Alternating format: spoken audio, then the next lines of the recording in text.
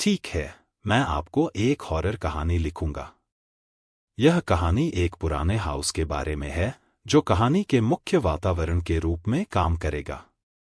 आइए हम इसे शुरू करें। भूतिया हाउस। एक छोटे गांव में एक पुराने हाउस की कहानी थी जिसे सभी लोग भूतिया मानते थे। इस हाउस के बारे में कहा जाता था कि वहां भूत रहते हैं जो रात के समय अपनी भूमिका निभाते हैं। गांव के लोग इसे डर से दूर रहते थे और उसे छोड़कर अन्य घरों में नहीं जाते थे।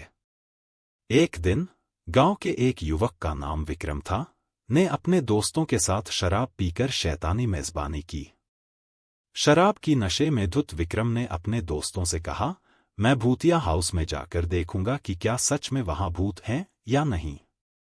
उसके दोस्तों ने उसे रोकने की कोशिश की, लेकिन विक्रम की जिद और शराब की नशे में धुत मना नहीं करा पाए।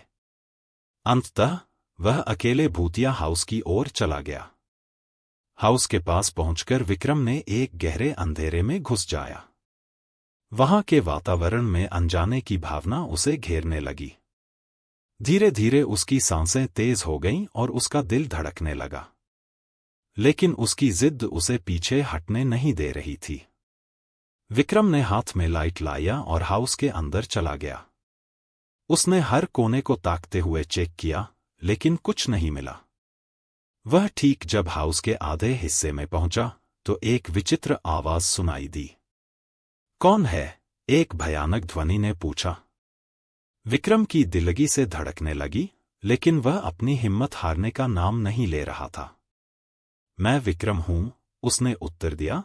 उसकी आवाज ठिकाने से अंदर गूंज रही थी। तुम्हें यहां आने की इजाजत नहीं है। अब जाओ, ध्वनि ने कहा। लेकिन विक्रम ने इसे ध्यान नहीं दिया और हाथ में लाइट लाया जारी रखते हुए हाउस का खोज जारी रखा। ध्वनि का स्रोत न केवल एक ही जगह था। दिया जाए। इसे नष्ट करने के लिए गांव के युवकों ने मिलकर प्रयास किया। वे हाउस के पास पहुंचे और उसे आग लगाने के लिए तैयार हो गए। लेकिन जैसे ही उन्होंने हाथ में मैच उठाया तो वे देखा कि हाउस के द्वार पर एक विचित्र पत्थर रखा हुआ है। पत्थर पर लिखा हुआ था, अगर तुमने हमें छूने की कोशिश की तो हम तुम्हें छू लेंगे। युवकों ने डर कर पीछे हट जाने का निर्णय किया, लेकिन उन्हें पीछे से ध्वनि सुनाई दी, तुम यहां से कहां जा रहे हो?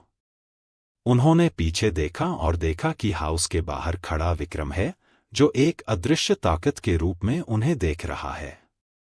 युवकों ने अचंभित होकर उसकी ओर देखा, लेकिन विक्रम का कोई पता नहीं था। उन्होंने हाउस को नष्ट करने की योजना छोड़ दी और उसी समय गांव के प्रमुख के पास चले गए। उन्होंने उसे हाउस के बारे में बताया, लेकिन प्रमुख ने उनकी बातों में विश्वास नहीं किया।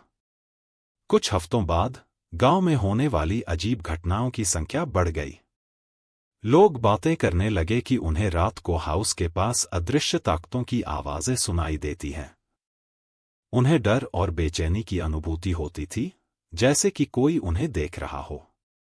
गांव के लोगों ने निर्णय लिया कि हाउस को नष्ट करने की जरूरत है, लेकिन कोई भी उनके साथ नहीं जाना चाहता था। तभी विक्रम ने अपने दोस्तों के साथ मिलकर हाउस को नष्ट करने का निर्णय लिया। उन्होंने उसे आग लगाई और हाउस को जलाकर नष्ट कर दिया। उस दिन के बाद से गांव में और कोई भूतिया हाउस के बारे में बात नहीं करता था। लेकिन विक्रम को हमेशा याद रहेगा कि किसी भी घर में जाने से पहले उसे उसकी इजाजत लेनी चाहिए, नहीं तो कुछ अजीब हो सकता है।